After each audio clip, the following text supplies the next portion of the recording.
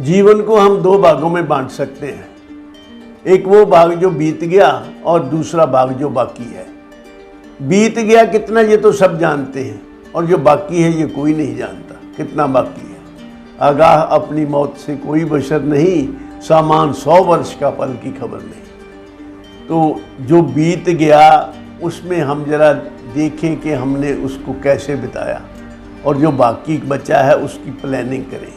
ये बुद्धिमानी का काम है। अगर हमने बीत गए जीवन में खाने कमाने के अलावा और कुछ नहीं किया तो फिर हमारे और पशु के जीवन में कोई अंतर नहीं है। खाना कमाना, सोना, बच्चे पैदा करना ये तो पशु भी करते हैं। अगर हमने भी अपने बीते हुए जीवन में इससे ज़्यादा कुछ नहीं किया तो उसका कोई लाभ नहीं। वो जीवन हमारा पशुओं की तरह ही बीता। बीत गई सो बीत गई, आगे की सुध ले। जो बीत गया उसमें तो कोई चेंज नहीं हो सकती। अब पास्ट इज डेड। तो आगे का जीवन जो है उसको कैसे बिताना ये हमें सोचना चाहिए। बाकी के जीवन को प्लान करना चाहिए। उसको बेकायदा खर्च ना करके बाकायदा खर्च करना चाहिए। बाकायदा क्या, हम जीवन में हमें किस लिए ये जीवन मिला है? ये जीवन जो मानव जीवन है अनंत संभावनाओं से भरा हुआ है। इसमें हम बहुत कुछ कर सकते हैं। We are human beings, we have not yet become, in the process of being हम बन रहे हैं। जो भी कुछ मर्जी बन सकते हैं इस जीवन में। तो यहाँ तक की संभावनाएं हैं कि हम परमात्मा तक दर्जा प्राप्त कर सकते हैं। तो इसके लिए हमें ये सोचना है कि ये जीवन किस लिए मिला है। ये जीवन इसलिए मिला है कि हम अपने आप को ठीक प्रकार जान लें। अगर हम अपने आप को ठीक प्रकार जान लेंगे तो इस जीवन का मकसद पूरा हो जाएगा। तो आप कहेंगे क्या हम अपने आप को जानते नहीं हैं? जानते तो हैं अब भी, लेकिन अब हम अयथार्थ जानते हैं, ठीक ठीक नहीं जानते। हम अपने आप को शरीर मान के बैठे हैं जबकि हम शरीर है नहीं। शरीर हमें मिला हुआ है। We are not the body, we are with the body. हम शरीर के स्वामी हैं। शरीर हमें मिला है। हम और हैं, शरीर और है। जैसे हम कहते हैं कि ये मेरे बाल हैं, ये मेरे कान हैं, ये मेरी आंखें हैं, ये मेरे हाथ पैर, ऐसे ही हम ये भी कहते हैं ये मेरा शरीर है। जो मेरा है वो मुझसे भिन्न होता है। जो मेरा है वो मैं नहीं हो सकता। तो फिर मैं कौन हूँ, इस बात की खोज करनी चाहिए। इसकी खोज कर लेंगे तो फिर हम जन्म मरण के चक्कर से मुक्त हो जाएंगे। तो बाकी के जीवन में यही पुरुषार्थ करना चाहिए कि हम अपनी असलियत को जान लें कि हम वास्तव में हैं कौन। भगवान ने गीता जी के 13वें अध्याय के पहले मंत्र में कहा है, इदम शरीरम कौन्तेय क्षेत्र मिथ्या विधीयते एतद्यो वेत्ति तम प्राहु क्षेत्रज्ञ इति तद्विद। जीवन दो का जोड़ा है। इसमें एक शरीर है और एक वो तत्व है जो शरीर को जानता है।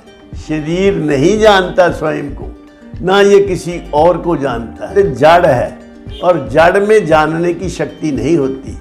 जो नहीं जाने स्वयं को, नहीं और का ज्ञान, वायु तेज जल मृत्तिका आदि की जड़ पहचान। ये शरीर बना हुआ किन तत्वों से है? ये बना हुआ ही मिट्टी, पानी और अग्नि, वायु, आकाश, इन्हीं तत्वों से ये बना हुआ है। तो इन तत्वों में किसी को भी जानने की शक्ति किसी में भी नहीं है। ये जड़ पदार्थ है और इन जड़ से बना हुआ शरीर भी जड़ है। शरीर भी नहीं जानता कि मैं कौन हूँ। मेरे हाथ ये नहीं जानते कि मैं कुलदीप के हाथ हूँ। तो इस तरह शरीर अपने आप को भी नहीं जानता और शरीर दूसरे को भी नहीं जानता। इसमें जानने वाला तत्व जो है, जो शरीर को भी जानता है और स्वयं को भी जानता है और बाकी सभी को भी जानता है, वो तत्व है आत्मा। भगवान ने उसे क्षेत्रज्ञ कहा है। तो इदम शरीरम कौन्तेय क्षेत्र मिथ्या विधीयते एतद्यो वेत्ति तम प्राहु क्षेत्रज्ञ इति तद्विद। जो इस शरीर को जानता है उसको क्षेत्रज्ञ कहते हैं। तो ये क्षेत्र और क्षेत्रज्ञ के अंतर को जान लेना ही जीवन का मकसद है। और इन दोनों के अंतर में फिर अपने आप को क्षेत्र ना जानकर क्षेत्रज्ञ जानना मानना ही इस जीवन की सफलता है। भगवान ने गीता जी के इसी 13वें अध्याय के अंतिम मंत्र में ये कहा है, क्षेत्र और क्षेत्रज्ञ के अंतर को जो जानकर शरीर को छोड़ता है, क्षेत्र क्षेत्रज्ञ योरेव मंतरम ज्ञान चक्षुषा भूत प्रकृति मोक्षम च ये विदुर जानती ते परम। ऐसा जो करके अपने शरीर को छोड़ता है, ये जानकर कि क्षेत्र मैं नहीं हूँ, मैं क्षेत्रज्ञ हूँ, फिर उसका पुनर्जन्म नहीं होता, वो जन्म मृत्यु के चक्कर से मुक्त हो जाता है। पुनरपि जननम पुनरपि मरणम पुनरपि जननी जठरे शयनम यही संसारे बहुदुस्तारे कृपया पारे पाही मुरारे। भगवान की जिस पर अत्यंत कृपा होती है वो ही इस ओर चलता है और किसी किसी को अपनी रियलिटी का सही ज्ञान हो जाता है। यही मानव जीवन की सफलता है।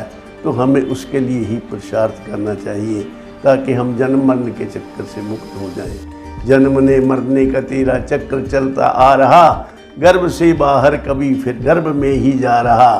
संत की शरण ग्रहण करने से क्यों सुख चाह रहा, आजकल करते ही करते समय बीतता जा रहा।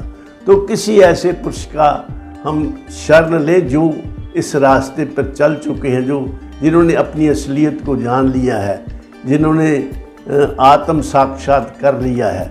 तो उनकी शरण में जाकर उनके कहे के मुताबिक हम अपना बाकी का जीवन बिताएं तो हम सदा के लिए मुक्त हो जाएंगे, जन्म मरण के चक्कर से छुट्टी पा जाएंगे। इसलिए बाकी के जीवन को बाकायदा खर्च करना चाहिए, बेकायदा नहीं। इन शब्दों से मैं अपनी वाणी को विराम देता हूँ और आप सबके कल्याण की कामना करता हूँ। सर्वे भवन्तु सुखिनः, सर्वे सन्तु निरामया, सर्वे भद्राणि पश्यन्तु, मा कश्चित् दुःख भाग् भवेत्। ओम शांति शांति शांति।